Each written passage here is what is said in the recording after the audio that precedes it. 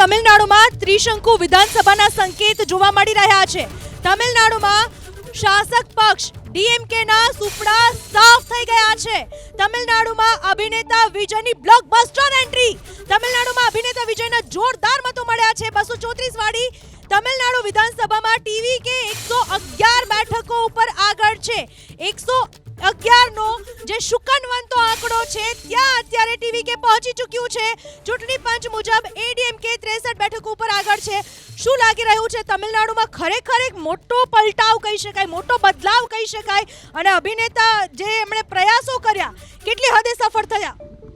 દેખાઈ રહ્યું છે પરિણામોમાં કે સિંગલ લાર્જેસ્ટ પાર્ટી તરીકે આવી રહ્યા છે। 118ની જોઈએ બહુમતી બેઠક સંપૂર્ણ સત્તા બનાવવા માટે, પણ એમને અત્યારે 109 જેટલી બેઠકો મેળવી છે અને હું માનું છું ત્યાં સુધી હજુ કદાચ બીજા પાર્ટીમાંથી જો ઉલટપલટ થાય તો ક્યાંક નજીક સરકી શકે, પણ બીજી કોઈ એક પાર્ટીનું સમર્થન લેવું પડશે। હું માનું ત્યાં સુધી એઆઈએડીએમકે જે ભાજપની સાથે મુખ્ય પક્ષ તરીકે છે એ કદાચ ટેકો જાહેર કરી શકે ટીવીકેને। અલબત્ત બંનેની વિચારધારા લગભગ ઘણી બધી અલગ છે, પણ છતાં પણ હું માનું છું ત્યાં સુધી એ સત્તામાં આવવા માટે થઈને પણ એઆઈએડીએમકે આ બાબતનો એક સોદો કરી શકે।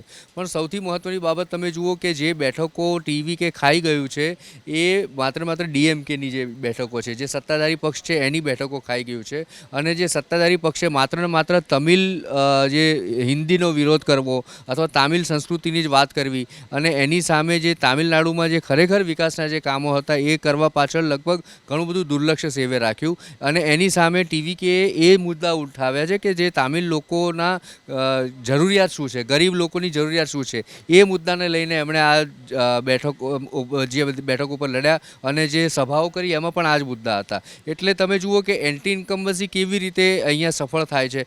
માત્ર એક સત્તાધારી પક્ષની સામે રોષ હોય પણ સામે એક એવો વિકલ્પ હોય કે જેમાં લોકોને આશા બંધાય, તો એ વસ્તુ અહીંયા દેખાઈ રહી છે। એ જ બાબત તમે બંગાળમાં પણ જુઓ કે બંગાળમાં જ્યારે ભાજપ આવી રહ્યું છે તો લોકોને એની ઉપર આશા છે। ગુજરાતમાં વિપરીત પરિસ્થિતિ છે, લોકોને કદાચ ભાજપ નથી પણ ગમતું પણ સામે પક્ષે એવા વિકલ્પો નથી કે જેની તરફ ઢળવું પડે। એ બાબત અહીંયા રિફ્લેક્ટ કરી જાય છે કે ટીવી કે વિજયે ત્યાં આગળ એક આશા બતાવી, ભાજપે બંગાળમાં આશા બતાવી અને લોકોએ એને પરિણામમાં જીતાડી દીધી। તો એકંદરે જોવા જઈએ તો પુડ્ડુચેરી અને આસામમાં બીજેપી પોતાની સત્તા જાળવી રાખવા માટે મથી રહ્યું છે અને એ દેખાઈ રહ્યું છે કે એ જાળવી રાખવા માટે પૂરતું આગળ વધી રહ્યું છે। તો પશ્ચિમ બંગાળ અને તમિલનાડુ આ એવા બે રાજ્યો છે કે જ્યાં સત્તા પરિવર્તનની લહેર અત્યારે જોવા મળી રહી છે।